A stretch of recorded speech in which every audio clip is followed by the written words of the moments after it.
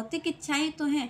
भौतिक इच्छा क्यों है? क्योंकि बुद्धि अभी संसार को मूल्यवान मान रही है, इस माया जगत संसार को, नष्ट होने वाले संसार को मूल्यवान मान रही है। तो वो मन भी उसी के अनुसार आचरण कर रहा है, तो हमारी इच्छाएं भी उसी की हो रही हैं। हम चाहते भी यही हैं कि हमें संसार मिले।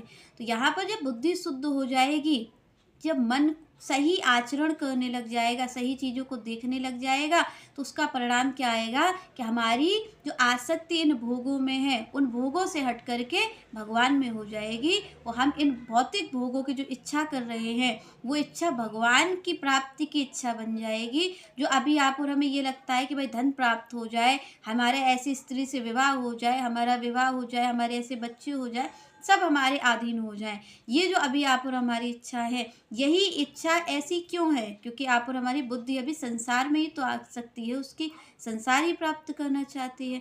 तो जब आप और हमारी बुद्धि ये निर्णय कर लेगी भाई भगवान की ही प्राप्ति करनी है, भगवान ही सर्वोच्च है, भगवान ही प्राप्त करने योग्य है, जब बुद्धि ये निर्णय कर लेगी तो मन भी भगवान की ओर चलने लग जाएगा। तो जैसे ही आप और हमारा मन भगवान की ओर चलेगा, उसका परिणाम क्या आएगा कि हमारी भौतिक जो इच्छाएं हैं उनमें अरुचि हो जाएगी। तो हमारे भगवान प्राप्ति की, जो भगवत प्राप्ति की इच्छा है, वो जागृत हो जाएगी। आगे श्री कृष्ण कहते हैं नैष्कर्म्यं सिद्ध्यर्थम। यहाँ पर भगवान ने कहा कि भाई जो करने योग्य है उस कार्य को किया जाएगा, और इसका परिणाम क्या होगा? इसका परिणाम होगा अब आप सन्यासी हो जाएंगे, अब आप त्यागी हो जाएंगे।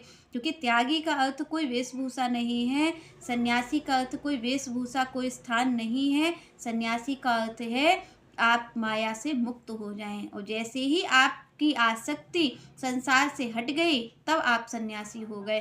नहीं तो आप कितना भी वेश धारण कर लीजिए, तिलक लगा लीजिए, अगर आपका मन संसार का चिंतन कर रहा है तो आप संसारी ही हो, आप गृहस्थी ही हो, आप सन्यासी नहीं हो सकते। क्योंकि सन्यास कोई भी, आप देखिए, शरीर में आचरण करने वाला नहीं है, वो मन का एक स्वभाव है। सन्यास को भगवान ने जब कहा तो वो एक मन की स्थिति है। भगवत प्राप्ति कोई ऐसी चीज़ नहीं है कि भगवान आपके संग घूमेंगे। भगवत प्राप्ति एक स्थिति है जहाँ पर व्यक्ति पहुँचने के बाद कुछ नहीं चाहता है। तो जब वो कुछ नहीं चाहता है तब उसको भगवान की प्राप्ति हो जाती है। चलिए नेक्स्ट